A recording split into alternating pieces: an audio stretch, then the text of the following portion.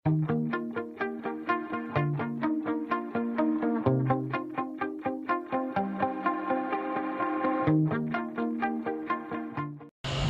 coba kalau sudah bau begitu, cobalah bongkar. Ya, kalau misi belum mati, bisalah kita mengucapkan kata-kata sastra yang indah. Kita nggak bisa berpisah, mesti sehidup semati. Nah, coba sudah bau gitu, peluklah sehidup semati, bilang kalau nggak muntah. Mana ada istilah sehidup semati? Bapak-bapak hidup mati, mati bininya kawin lagi bapaknya. Jangan haraplah hidup mati. Siapa mau mati sama-sama mati? Udah dibuang ke braid, kering airnya, mati ulatnya, kembali menjadi tanah. Nah, menjadi tanah. Habis. Sekarang yang akan minta pertanggungjawaban apanya? Nah, coba. Jadi kan kita udah mendengarkan Pak, Ibu, asal kejadian jasad kita kan daif, ya, hina, kotor ya. Jadi udah mendengar, kita nggak bisa lagak, nggak bisa bangga, nggak bisa angkuh. Sudah dengar kita asal kejadian tubuh kita ada apa. Tapi mereka yang belum pernah mengaji, belum pernah mendengar, nggak tahu dia asal usul tubuhnya dari apa. Berapa banyak yang petentengan. Lagaknya baru punya Mercy 10 biji, rumah 1000 tingkat, pangkat jenderal, lagak nggak tangguh, nggak sadar asal pun dari ulat. Nggak usah lagak lah, nggak usah lagak lah. Ya, ibu-ibu, bapak rahimakumullah, bu, kita nggak percaya itu orang mati itu matanya mesti bagus. Percaya nggak? Nah, enggak ya? Nah, saya faktakan, saya main fakta. Nah, mata orang mati itu mesti bagus, tapi nggak bisa melihat. Ya, nah, telinganya mesti bagus, nggak bisa mendengar. Tangannya mesti bagus, nggak bisa memegang. Nah, buktinya mata mesti bagus. Nah, mari saya buktikan. Sekarang udah banyak di Jakarta. Sebelum bapak ibu meninggal dunia, mau donor mata. Menyumbangkan mata banyak di Jakarta, ya, banyak itu mendonorkan mata. Soal hukum gak usah kita bahas malam ini, ya, ambil donor mata. Nah, kita amanahkan Pak Dokter, itu biasanya dokternya 2, saksi 2. Pak Dokter, saya akan sumbangkan, dermakan mata saya. Maka dia boleh akte apa ya, donor itu ditandatangan dokter, Pak. Sudah, ini amanah. Itu sudah ada aktenya. Kemudian kita meninggal dunia, dapat informasi kepada dokter bahwa yang akte donor itu sudah meninggal. Diambil dokter ini, mayat dibawa ke rumah sakit, diambillah matanya dengan alat medis, ya, plek, ambil. Baru ditaruhkan kepada orang buta. Nah, taruhkan orang buta. Orang buta itu bisa melihat berapa banyak orang buta. Coba asal jangan udah rusaklah urat matanya. Nah, taruhkan itu. Ya, taruh kemana? Orang buta itu bisa melihat. Yang menjadi pertanyaan sama kita, yang melihat itu matanya apa manusianya? Saya tanya. Ya. Kalau orang mati tadi, jendelanya mesti bagus, matanya bagus. Manusia sudah keluar dari tempatnya. Kalau sudah keluar manusia daripada tempatnya, seperti burung terbang dari sarangnya. Ya, apa lo keluar rohnya mayat, dia nggak bisa melihat. Orang buta tadi manusianya mesti ada, cuma jendela nggak ada. Dikasih mata jendela baru bisa melihat. Yang melihat manusia bukan jendelanya, supaya bapak ibu tahu. Nah, maka itu sekarang yang banyak jual mata, Bu, di Sri Lanka banyak itu jual mata. Ya, kalau kita umpamanya tak ada mata kita saudara yang buta, kita ambil, boleh, tapi ya duit lah pula, mahal ya.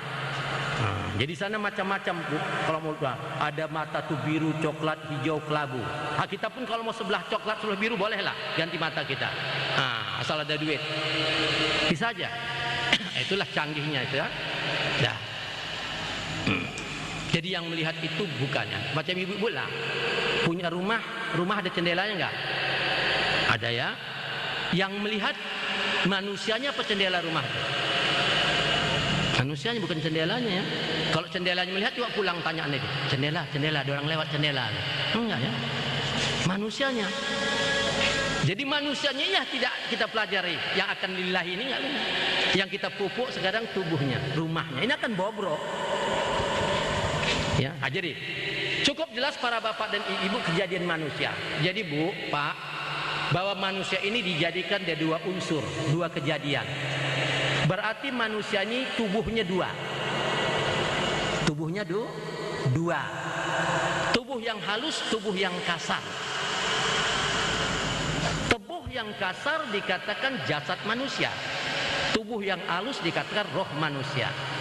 Ya kan? Jasad manusia itu dikatakan diri yang zahir, roh manusia dikatakan diri yang batin. Sesuai dengan Luqman 20, wa asbagha alaikum ni'amahu jahiratan wa batinatan. Allah mengkurniakan pada kamu ada diri zahir, diri batin, nikmat zahir, nikmat batin. Luqman 20, Al-Hadid ada 9 ayat. Tapi bukan batin, alirkan kepercayaan, Quran dan sunnah Rasul. Nabi juga mengatakan awalan wa akhiran, zahiran wa batinan, ya. Jadi jasad manusia tadi dikatakan diri apa tadi? Diri apa tadi? Diri zahir. Roh manusia dikatakan diri apa? Diri batin. Jadi diri kita pada dua, ada zahir dan batin. Kalau diri zahir ini bekerja, berbuat dia, itu dikatakan amal syariat namanya. Ya, amal syariat. Kalau diri batin ini bekerja, berbuat, itu amal hakikat namanya. Jadi amal kita cuma dua macam kata Rasulullah, syariat dan hakikat. Kata Allah juga, as-syariatu bila hakikatu atilah, wal hakikatu bila syariatu batilah. Kalau bersyariat saja tanpa hakikat, atilah, kosong melompong, sia-sia, capek sajalah saban nadi rukuk sujud. Hakikat tanpa syariat batal, tidak sah. Bersyariat tanpa berhakikat, bertubuh tak bernyawa. Berhakikat tanpa syariat, bernyawa tak bertubuh. Kita ada tubuh dan nyawanya. Sejelas-jelas saya bicara. Jadi amal kita dua macam, syariat dan apa tadi? Hakikat. Dah. Tolong Bapak tunjukkan yang mana amalan syariat itu. Syariat Rasul itu mana? Syariat Nabi. Yang dikatakan amal syariatnya macam mana? Supaya jelas kita. Yang dikatakan amal syariat Bu, Pak, kauli dan fi'linya, ucapan dan perbuatannya. Itu amal syariat. Amal syariat dapat dilihat, dapat didengar. Apa diucapnya bisa didengar, apa kerjanya sujud dapat dilihat. Itu amal syariat. Jadi amal syariat itu ucapan dan perbuatan. Jadi kalau kita sembahyang baru pandai membaca, baru pandai berbuat, itu amal syariat. Amal jahir, amal luar namanya. Yang mana amal hakikat? Qalbinya, hatinya. Instruksi Allah dan Rasul, setiap kita memperhambakan diri beramaliyah, alat tiga macam, qalbi, qawli dan fi'li, hati, ucapan dan perbuatan. Kan itu. Ada rukun sembahyang 13 perkara yang wajib. Ada rukun 13 pada rukun qalbi, qawli dan fi'li. Hati, ucapan dan perbuatan. Rukun fi'li takluk pada sifat basar. Apa yang dikerjakan Nabi dapat dilihat. Ada hadisnya. Rukun qauli takluk pada sifat sama. Apa yang diucapkan Nabi dan sembahyang bisa didengar. Ada hadisnya. Rukun qalbi takluk pada sifat ilmu. Apa isi Nabi tidak akan tahu kita isi hati Nabi kalau tidak punya ilmu. Saya tahu kita. Jadi amal kita dua macam, syariat dan hakikat, ya. Nah, yang mana amal syariat ucapan dan perbuatan. Yang mana amal hakikat kalbinya. Jadi alat memperhambakan diri, alat beribadah, kalbi, qawli dan fi'li, hati, ucapan dan perbuatan. Ada? Ya. Hati, ucapan dan perbuatan. Tolong Pak, ibu-ibu tunjukkan yang mana amalan fi'li, amalan perbuatan itu yang macam mana? Yang berhubungan dengan tubuh manusia. Nah, itu dia. Berhubungan tubuh manusia. Contohnya, Asma'i, berdiri betul. Ruku, iktidal, sujud. Ya, tawaf, sa'i. Pokoknya berkaitan dengan tubuh itu amalan fi'li, amalan perbuatan namanya. Jelas? Yang mana amalan qalbi, amalan lidah itu yang macam mana? Yang berkaitan dengan lidah. Contohnya, subhanallah, Allahu akbar, membaca ayat, berselawat, yang mengeluarkan kata-kata yang indah, yang baik. Ini amalan qalbi. Yang mana amalan hati? Inilah tidak dipelajari Islam masa kini. Di mana-mana pelajaran cara membaca, cara berbuat. Sembahyang pun begitu. Begini, perbuatnya begini baca. Begini tawafnya begini baca. Tubuhnya sujud, lidah membaca, hati nggak tahu. Tubuhnya tawaf, lidah membaca, hati kemana? Yang kita tengok Allah hati kita, innallaha la yanzuru ila ajsamikum wala ila suwarikum walakin yanzuru qulubikum. Allah enggak menengok rupa dan perkataan, menengok hati kamu. Supaya tahu kita enggak mempelajari hati. Sudah. Ilmu fi'li, ilmu perbuatan itu kita pelajari untuk apa? Untuk apa kita pelajari ilmu fi'li itu, perbuatan? Supaya tahu kita cara-cara menyembah Allah. Macam mana berdiri betulnya, rukuk, i'tidal, sujud menurut sunnah, ya. Dan bagaimana tawaf sa'inya itu, ya, pekerjaan perbuatan itu. Ini. Jadi ilmu fi'li perbuatan itu kita pelajari supaya tahu mau cara-cara macam mana menyembah, macam mana berdiri betul, rukuk itu, sujudnya menurut Quran dan sunnah. Ini, itu ilmu perbuatan. Ilmu qauli kita pelajari supaya pandai memuji Allah. Allahu Akbar, Subhanallah, ya, membaca ayat. Ini ilmu hati kita pelajari untuk apa? Untuk mengenal yang kita puji, untuk mengenal yang kita sembah. Kalau kita hanya pelajari ucapan dan perbuatan, Allah tidak bisa dikenal dengan ucapan dan perbuatan. Allah tidak bisa dilihat dengan mata kepala. Allah tidak bisa didengar dengan telinga. Allah tidak bisa dirasa dengan lidah. Allah tidak bisa diraba-raba dengan tangan. Dengan apa? Al-ilmu silmani fa ilmu batini fi qalbi fadzalika huwal ilmu nafi'i. Ilmu itu dua macam. Ilmu batin dalam hati itu sangat manfaat. Apa manfaatnya? Maka jabal fuadu mara'a. Tidak dusta, tidak bohong apa yang dilihat mata hati. An-Najmi ayat 11. Mata hati. Tahu bapak-bapak, ibu-ibu mata hati? Ibu tahu mata hati? Mata hati itu apa? Kok bisa mengenal Allah? Kok bisa melihat yang gaib? Apa itu mata hati? Coba saya contohkan, saya ilmiahkan dulu ya. Kita kasih misal dulu. Nah, ibu-ibu coba, atau besok nanti malam ibu coba jalan di bawah pokok kelapa sawit. Gelap tuh kan? Gelap nggak bu? Kan? Gelap ya? Gelap. Ibu jalan di situ. Begitu ibu jalan di bawah kelapa sawit yang gelap itu, begitu jalan lewat seekor ular, nampak nggak? Hah? Tidak nampak ya? Nampak? Ibu bisa nampak dalam gelap? Tidak, kan nggak nampak. Kenapa tidak bisa nampak? Kena gelap. Begitulah batas kemampuan mata kepala. Itulah kita buktikan. Kemudian jalan lagi di bawah sawit. Bawa jalan bawah sawit, bawa senter. Begitu jalan kita lewat seekor ular, kita senter. Yes. Nampak enggak? Nampak. Kenapa bisa nampak? Karena ada cahaya. Yang menampakkan mata kepala apa cahaya? Cahaya. Kenapa kita nggak kenal Allah? Hati kita tidak bercahaya. Jadi apa itu mata hati? Apaman sarahallahu sadarul Islam fahuwa nurin mirabbihi. Apabila Islam ditanamkan dalam dada dan hatimu, tidak lain itu nur daripada Tuhan kamu. Al-Jum'ah 22 An-Nur, banyak ada 97 ayat. Mata nur Allah pernah kita tahu nggak? Pernah, kita tidak pernah mempelajari hati. Yang kita pernah lihat nur Laila, nur Habni, nur Aini. Akibat umat Islam pada saat ini tidak mempelajari soal hati, maka instruksi Allah, wati anfusikum afala tubsirun. Coba dalam diri kamu introspeksi, tengok ke dalam.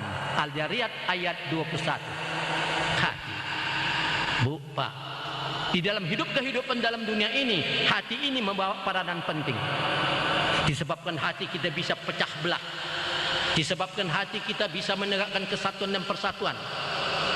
Disebab hati kita bisa menyinggung manusia tukang fitnah, tukang caci, munafik, menyalah-nyalakan orang padahal dia sesat. Disebabkan hati kita bisa menjadi manusia berakhlak kalimah, akhlak yang mulia, bersopan santun, budi yang luhur. Disebabkan hati kita masuk neraka jahanam. Disebabkan hati kita bisa masuk jannatun naim. Begitu peranan hati. Kalau gitu peranan hati, ada apa sebenarnya dalam hati itu? Kok begitu dahsyat paranannya? Ada apa? Tanya Allah, Al-Baqarah ayat 10. Fi qulubihim maradun, dalam hati mereka itu ada penyakit. Penyakit. Penyakit apa? Banyak, 6.666 ayat Quranul Karim. 6.666 urat di tubuh manusia yang telah diproses oleh kedokteran. 6.666 penyakit dalam hati manusia. Bukan sedikit. Penyakit yang paling bahaya, hawa nafsu, iblis, setan, kasih ke dunia, loba, tamak, rakus dan bahil, pemarah, bengis, dendam, kesuman, hasad, dengki, fitnah, munafik, ujub, ria, iri, cemburu dan pengkhianat, lalai, lupa, jahil, murakab. Itu bahaya. Kita biarkan penyakit itu. Sambungan ayat, fazadahumullahu marada, ditambah Allah itu penyakit. Kita biarkan terus-menerus, kita tidak cari antinya, pembasminya. Kita biarkan ujung ayat, walahum azabun alima bima kanu ya'ibun. Bagi mereka lah azab yang sangat pedih karena mereka pendusta. Papat di luar, pancung di dalam, lain di mulut, lain di hati. Bak pantun mengatakan asap api gulung gemulung, bakar sampah buang syaratnya, ibarat gunting makan di ujung mulut manis, apalah gunanya. Allah Akbar kata lidah tapi jengkol yang diingatnya. Ini macam mana membersihkan hati?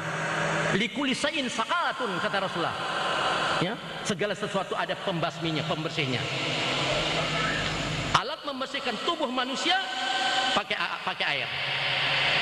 Menurut ilmu fikih, tandanya bersih, hilang bau, hilang warna, hilang rasa. Alat menyucikan hati pakai apa?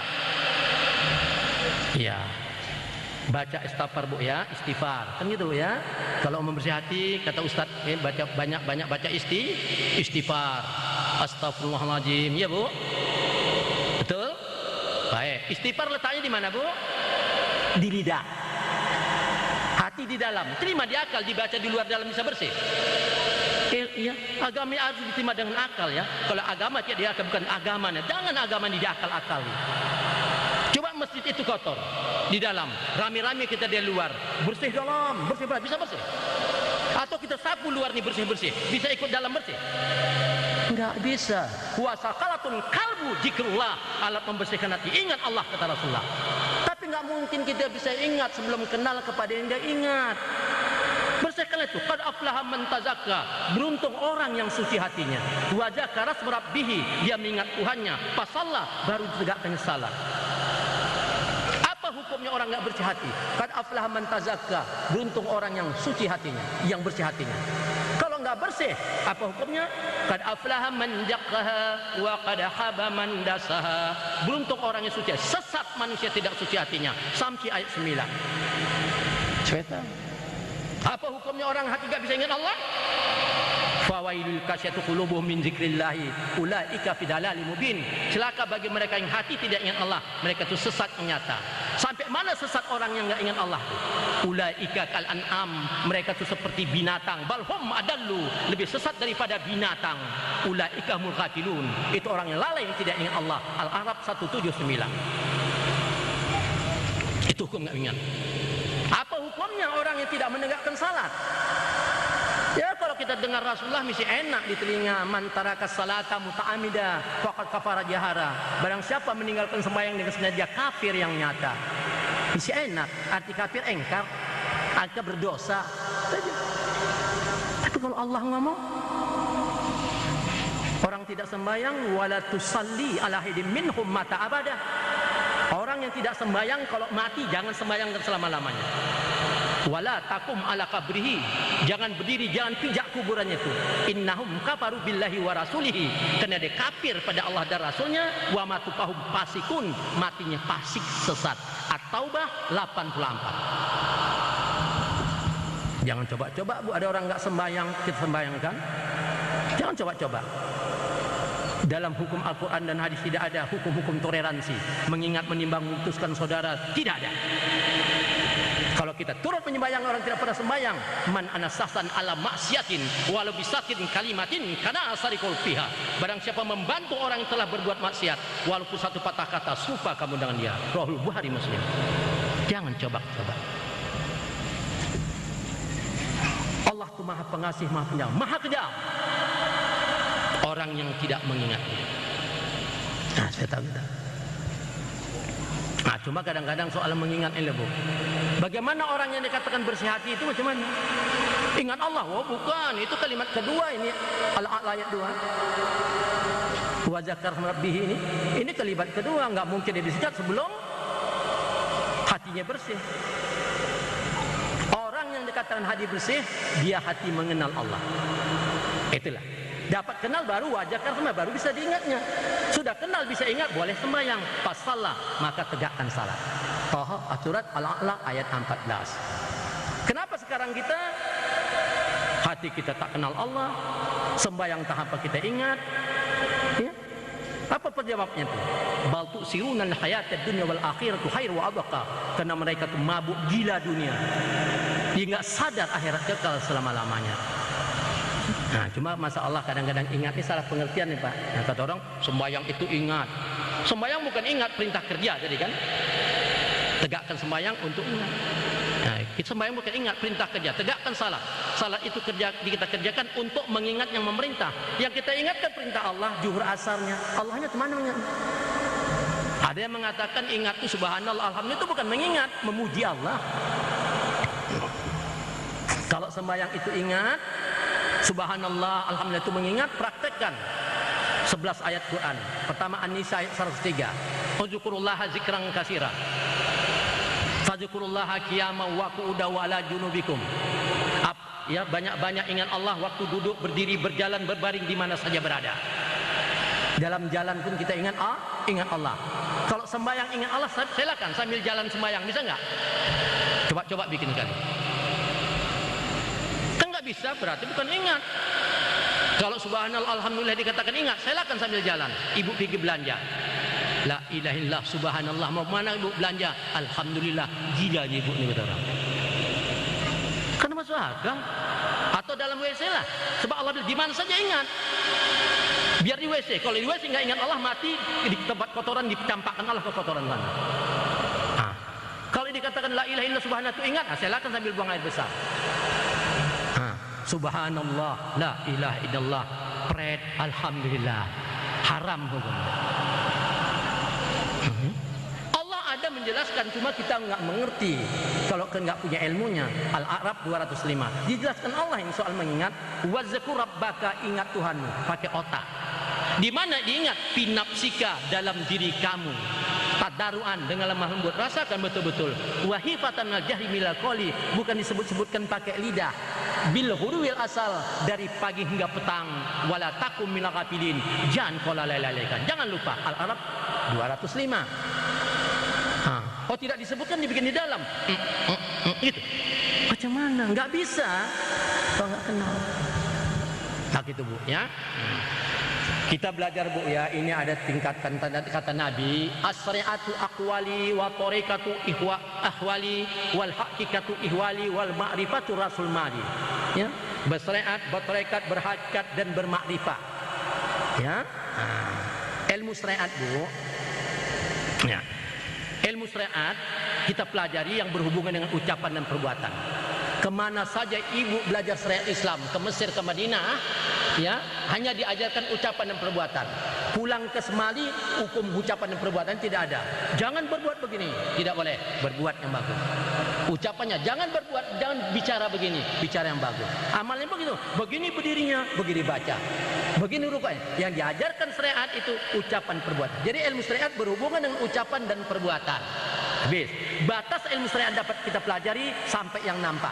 Yang tidak nampak tidak bisa dipelajari dengan ilmu syariat.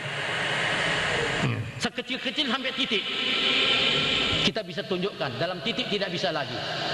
30 juz Quranul Karim terhimpun menjadi 114 surat. 104 surat terhimpun menjadi 6.600 ayat. 6.600 ayat terhimpun pada suratul Ummul Quran, Fatihah. Fatihah terhimpun dari bismillah.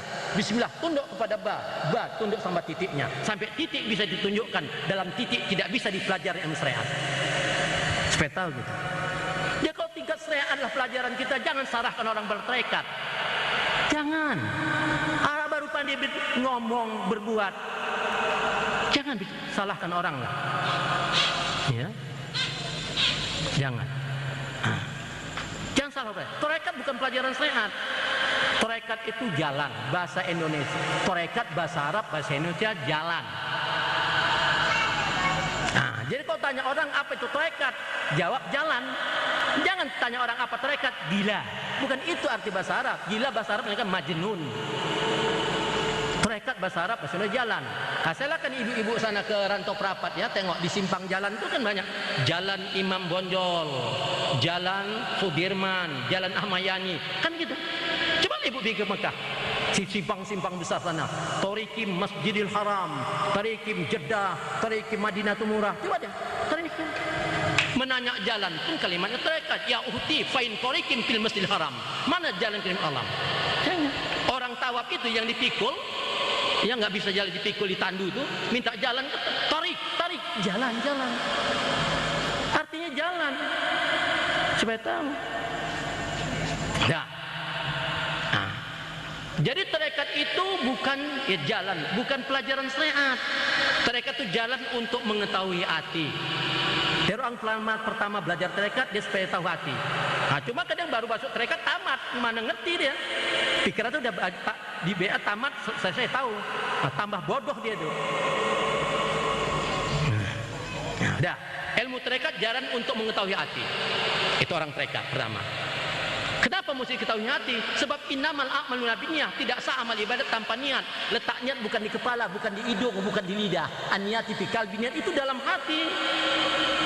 Di mana letak hati? Fi suduril qalbi, kata Allah Al-Had 46, dalam dada.